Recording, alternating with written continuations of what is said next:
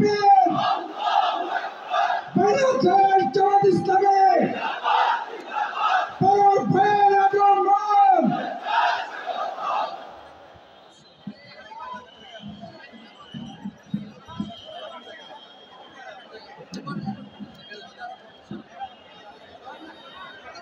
عليكم ورحمة الله وبركاته. الحمد لله رب العالمين، الصلاة والسلام على سيد المرسلين وعلى آله وصحابه أجمعين. বাংলাদেশ জামাত ইসলামী ঢাকা মহানগরী দক্ষিণের উদ্যোগে আয়োজিত ঐতিহাসিক জুলাই গণ অভ্যুত্থানের প্রথম বার্ষিকী পালন উপলক্ষে বাংলাদেশের রাজনীতির কেন্দ্র এবং সূতিকাগার রাজধানী ঢাকার ঐতিহাসিক পল্টন মোড়ে সমবেত আজকের এই ঐতিহাসিক জনসভায় সংগ্রামী সভাপতি ঢাকা মহানগরী আমির জননেতা নুরুল ইসলাম মনবুল, মঞ্চ উপস্থিত সংগ্রামী কেন্দ্র এবং মহানগরী নেতৃবৃন্দ, ইসলামী ছাত্র শিবির জামাত ইসলামী নেতৃবৃন্দ, আমার গণমাধ্যমের প্রিয় বন্ধুরা, আজকের এই সমাবেশে উপস্থিত এবং যারা প্রযুক্তির মাধ্যমে আমাদের এই জনসভাকে উপভোগ করছেন, আমার প্রিয় দেশবাসী ভাই ও বোনেরা, আজকে আসলে কর্মসূচি হচ্ছে আমাদের মিছিল। আলহামদুলিল্লাহ, আল্লাহ তাআলার ইচ্ছা সকাল থেকে রোদ, মাঝখানে একটু বৃষ্টি, আবার একটু রোদের আলো।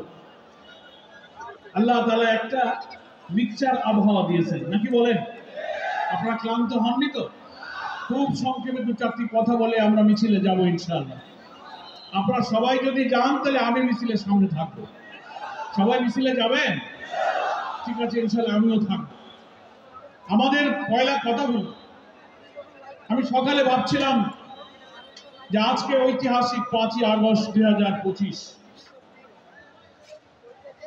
আমরা বিপ্লবের প্রথম বার্ষিকী পালন করছি।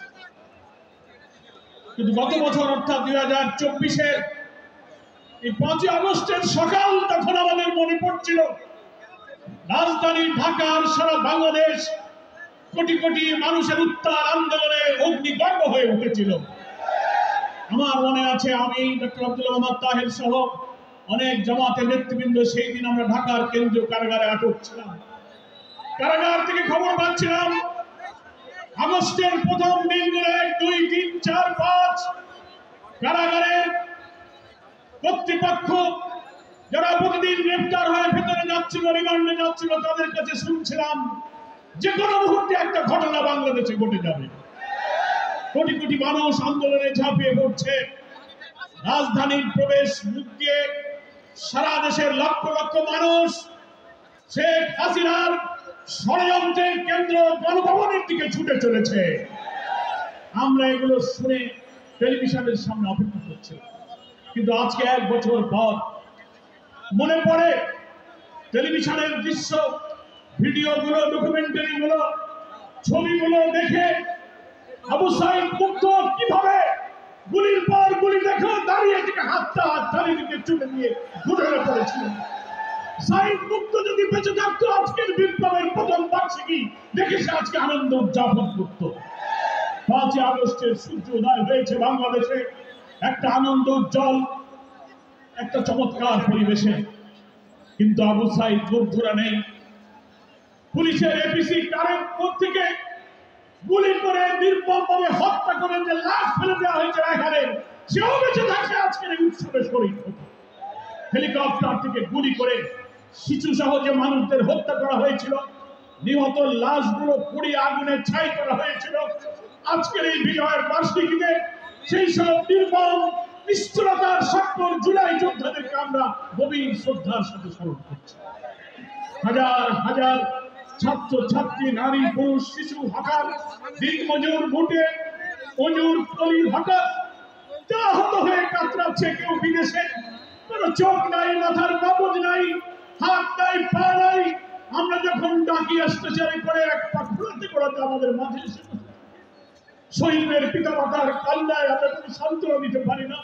আজকের বিজয়ের দিনে আমরা সেই সব শোকাহত, আত্মত্যাগী, গর্বিত শহীদ এবং আহতদের এবং তার পরিবারদের গভীর শ্রদ্ধার সাথে স্মরণ করছি। মহান আল্লাহ তাআলা এই শহীদদেরকে সত্যি শাহাদাতের মর্যাদা দিয়ে জান্নাতুল ফিরদৌস নসিব করুন। যারা আহত হয়েছে আমরা আল্লাহর কাছে বলবো, আল্লাহ তুমি আর আমাদের জীবনগুলো নিও না, এদেরকে বাঁচিয়ে রাখো। নতুন বাংলাদেশের স্বপ্ন এদেরকে বাস্তবে দেখে যাওয়ার তৌফিক দাও। এরা যেন বেঁচে থাকে, এরা যেন সুস্থ হয়, সক্ষম হয়। আজকের এই দিনে আমরা আমাদের প্রিয় আমির জামাতের জন্য দোয়া করব, যিনি এই জুলাই আন্দোলনের সময় মূল পরিকল্পনায় সারা বাংলাদেশকে ইসলামী আন্দোলনের কর্মীদেরকে ফ্যাসিবাদ বিরোধী সংগ্রামে ঝাঁপিয়ে পড়ার নির্দেশ দিয়েছিলেন। সেই ডাক্তার শফিকুর রহমান অসুস্থ অবস্থায় এখন হাসপাতালে আছে।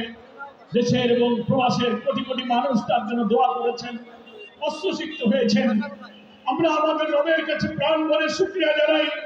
আমরা যতটা তাড়াতাড়ি তার সুস্থতার কামনা করেছিলাম, নির্ভুল চিকিৎসার আশা করেছিলাম, আল্লাহ তাআলা আমাদের আশার চেয়ে অতি দ্রুত তাকে সুস্থ করে দিচ্ছেন। আলহামদুলিল্লাহ। আমরা দোয়া করি আমাদের এই প্রিয় নেতাকে আল্লাহর নেক হায়াত দান করুন। নতুন বাংলাদেশের স্বপ্ন যিনি দেখেছেন, জাতীয় ঐক্যের ডাক যিনি দিয়েছেন, তার নেতৃত্বেই বাংলাদেশে নতুন বাংলাদেশ আমরা গড়ব ইনশাআল্লাহ।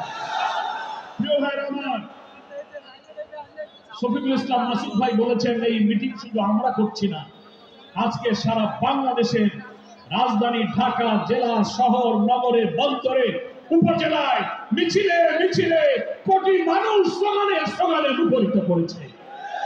আমরা আজকে রাজধানী ঢাকায় সেই মিছিল করছি।